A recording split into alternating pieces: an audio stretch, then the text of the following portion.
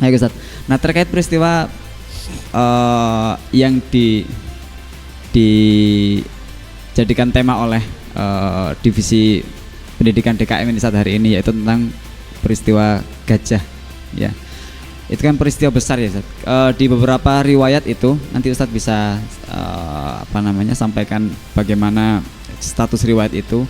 Ketika Rasulullah lahir itu ada sekian peristiwa, seperti katanya istananya Kisra itu yang mungkin ratusan atau puluhan tahun bertahan, dia tiba-tiba roboh. Ada api abadi yang di Persia yang selama ini disembah oleh kaum Majusi itu tiba-tiba padam, ya. Kemudian ada peristiwa penyerangan pasukan gajah ke Ka'bah yang kemudian dibinasakan oleh Allah itu. Para ulama itu memandang peristiwa ini sebagai bagian dari penyambutan kelahiran Nabi, atau itu sebenarnya ya untuk mengenang, untuk mempermudah mengingat kelahiran Nabi aja ya. Nabi dilahirkan di tahun gajah, tanpa kemudian mengaitkan peristiwa itu dengan kelahiran Nabi. Itu gimana Ustaz? Pandangan ulama dan menurut Ustaz? Anta bertanya panjang banget ya, luar biasa. Sekali nanya langsung segitu ya. Baik, ada memang riwayat yang sampai ke kita yang dianggap terkait dengan kelahiran Nabi. Tapi lagi-lagi Bapak dan Ibu sekalian, riwayat itu bisa jadi benar, bisa jadi tidak. Kalau Ibu menerima dan menganggap benar, silakan, tidak juga tidak masalah. Karena kita tidak diminta mempercayai adanya api yang padam atau istana yang roboh. Kita diminta mempercayai Nabi Muhammad sebagai Nabi, itu yang penting. Misalnya ada peristiwa tahun gajah, nanti ada orang yang kemudian mempertanyakan, sebenarnya burung hutut itu apa sih? Gitu misalnya ya. Lalu dia membawa batu, masa kakinya nggak kepanasan gitu ya? Kebetulan dia pakai kaos kaki anti panas kali. Kan nggak begitu juga cara berpikirnya. Nah nanti pendapat yang populer kan selalu saja ada dua, yang rasionalistik dan yang tradisional. Yang rasionalistik menganggap ya burung hutut itu bukan seperti yang diceritakan dalam bentuk fabel, burung yang membawa batu yang tertulis nama masing-masing orang kafir gitu ya, yang menyerang Ka'bah saat itu. Tapi dipahami sebagai sebuah wabah penyakit yang menular secara cepat sehingga pasukan gajah wafat sebelum sampai ke Ka'bah. Bisa begitu. Ya namanya juga penafsiran. Penafsiran tuh kita mencoba memahami ayat tarmihim bihijaratim min sijil. Itu burung hut bukan sih yang burung ababil. Burung ababil, Bang. Ini ibu diam aja lagi nih. Burung ababil bukan burung hut ya. Burung ababil hut tentang kisah Nabi Sulaiman ya. Burung ababil. Jadi Allah mengabarkan ada burung ababil tarmihim yang melempar tentara gajah itu dengan bihijaratin min sijil, api yang sangat panas sehingga mati. Riwayat yang populer sampai ke kita ya beneran burung melempar batu mati.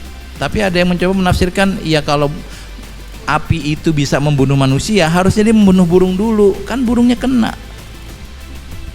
ababilnya itu. Kecuali nanti penafsirannya diperpanjang lagi, ya burung ababilnya memang memiliki kemampuan untuk mendinginkan batu selama dipegang. Bisa, ya Nabi Ibrahim bisa dibakar menjadi. Nah sekarang mana yang dipilih? Pilih salah satu aja Bu di antara dua itu. Ibu tanya saya mana yang benar, saya nggak hadir saat peristiwa itu hadir. Dan nggak ada rekaman CCTV-nya. Nggak ada liputan juga ya? Nggak ada liputan, live streaming.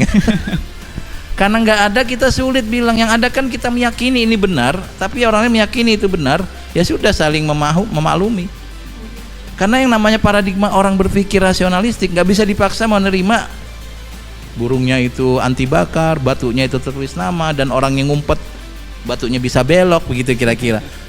Tapi orang rasionalis nggak menerima, walaupun orang yang tradisional ya bisa saja batunya ngejar.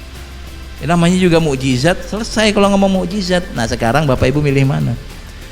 Dua kubu rasionalistik dengan tradisional atau yang berbasis riwayat ini sama-sama susah untuk dipertemukan karena dua-duanya juga nggak hadir.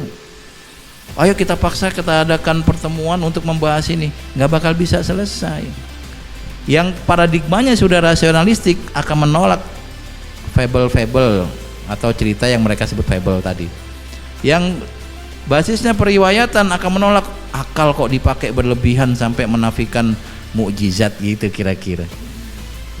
Apakah kita bisa mendamaikan? Nggak bisa, karena sudah dari dulu pendapat ini muncul dan sampai sekarang masih ada, jadi nggak bisa didamaikan. Kalau ibu merasa bisa, mendingan mendamaikan capres saja bu. Pendukung capres damaikan, nggak bisa ternyata.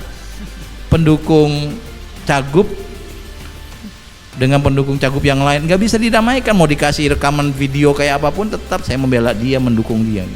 Padahal itu lebih sederhana sebenarnya daripada yang tadi paradigma yang sudah mengakar sebagai sebuah karakter orang berpikir. Maka kalau nanti ada riwayat, dan memang riwayatnya ada istana Kisra yang rubuh, ada api yang padam, itu kan pertanyaannya siapa yang bisa menyampaikan berita itu? Karena ketika Nabi lahir, benda-benda itu ada di sana. Yang membawa berita itu kemari itu siapa? Misalnya anaknya Ustadz lahir, tiba-tiba di Zimbabwe ada menara candi rubuh, kan menyangkutkannya kan jauh banget. Kalau zaman sekarang mungkin kita bisa tahu berita lewat internet, zaman dulu tuh susah. Tapi karena riwayatnya ada, kita percaya. Ya percaya bagi yang ingin. Yang nggak pingin, ya kebetulan aja rubuh, mungkin sebelumnya rubuh juga gitu loh. Terus mana yang ini? Tinggal dipilih bu. Kita nggak perlu memaksakan orang untuk sesuai dengan pemikiran kita. Kira-kira kayak gitu kalau saya sih. Sama kayak capres tadi lah gitu. Saya kalau udah ditanya masalah pemilu itu saya bilang, aduh saya bukan politisi, nggak tahu politik, nanya yang lain aja. Tapi kan Ustadz pasti memilih. Ya pasti saya pilih. Yang milih siapa? Saya milih paling nambah 1 suara. Nggak ada manfaatnya didiskusikan. Terus gimana? Ya kalau saya pilih yang kamu yakini benar, hormati yang lain. Kan seperti itu lebih enak. Nah baik. Dalam Al-Quran pun ada hal-hal yang mirip dengan peristiwa Ababil tadi. Contohnya tadi yang burung hudhud Nabi Sulaiman. Itu burung hudhud itu bisa berargumentasi dengan Nabi Sulaiman itu asik, dan bagi saya kontroversi sedikit. Karena begini, ketika ditanya maliala arol hudhud amkana minal ghaibin, ini kok hudhud nggak ada nih, ghaib dia nih, bolos lagi. La wa'adzibannahu 'adzaban syadida aw la adbahannahu aw la ya'tiyanni bisultanin mubin nih. Ya. Oke. Fama kasaghaira ba'idin faqal ahattu bima lam tuhit bi. Aku tahu yang kamu nggak tahu wahai Nabi. Luar biasa ini hudhud ini. Waji'tuka min saba'in binaba'i yakin. Aku baru datang dari Sabak. Jauh banget Sabak di Yaman, dari Palestina. Burung terbang segitu jauhnya. Sekarang ada nggak burung yang bisa terbang segitu jauh? Ada. Nggak tahu saya terbang. Tapi kalau burung emprit nggak mungkin. Burung emprit itu yang ngumpet di sini loh bu, yang di masjid-masjid tuh. Burung apa? Gereja yang mu'alaf ya. Akhirnya. Karena sering dengar azan jadi mu'alaf. Katanya burung murtad Ustaz. Burung murtad. Burung gereja mainnya burung ke masjid. Gereja main ke masjid. Itikaf lagi ya. Beranak pinak lagi. Kemudian dia bilang apa? Inni wajadtu mur'atan tamlikum wa utiyat min kulli syai'in wala arsyun azim. Aku mendapati ada kerajaan besar yang luar biasa makmur dipimpin oleh perempuan yang punya kekuasaan besar. Wajadtuha wa qaumaha yasjuduna lisyamsi min dunillah. Mereka menyembah. Bagi orang yang rasionalistik bilang itu adalah manusia yang mungkin disebut hudhud. Mirip kayak sekarang itu kalau ibu orang Depok, itu polisi yang bagian nangkepin preman-preman itu kan namanya apa namanya? Itu yang di TV-TV itu loh bu, yang nangkepin orang balap-balapan maling. Kan ada nama itunya, macan, terus apa lagi? Harimau, Garuda gitu ya. Orang main bola tuh. Garuda Muda menang, bukan Garudanya yang menang. Emang Garuda main bola bu?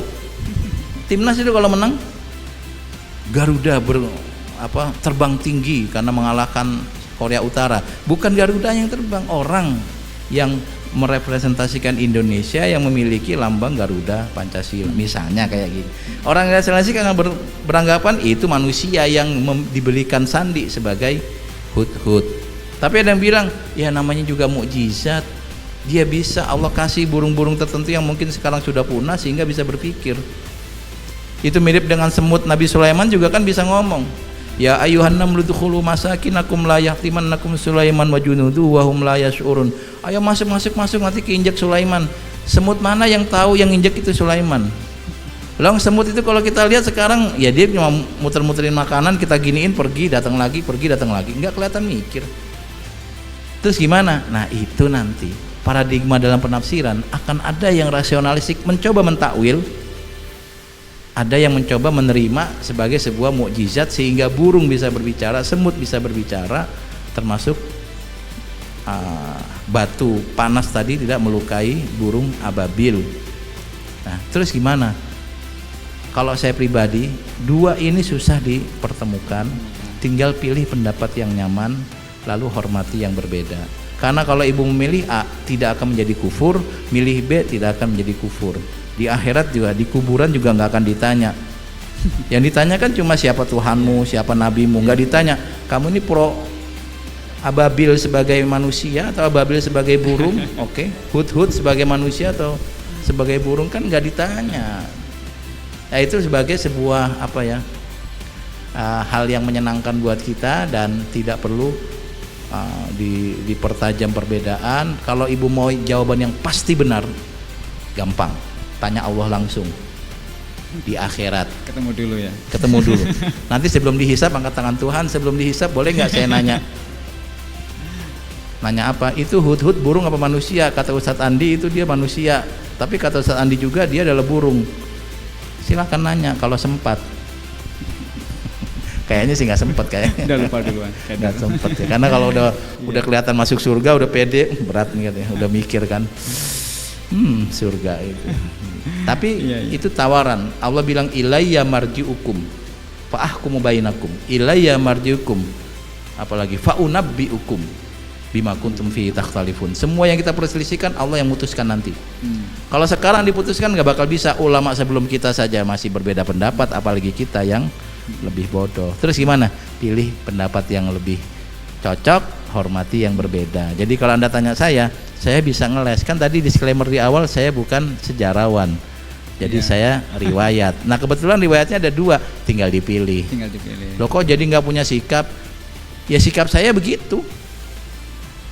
Sikap itu bukan berarti harus A atau B. Sikap bisa jadi saya pilih A menghormati yang B, itu sikap saya juga. Kalau Anda gimana saat milih mana? Ababil itu burung atau? Oke, saya ganti Bu, saya yang jadi moderatornya.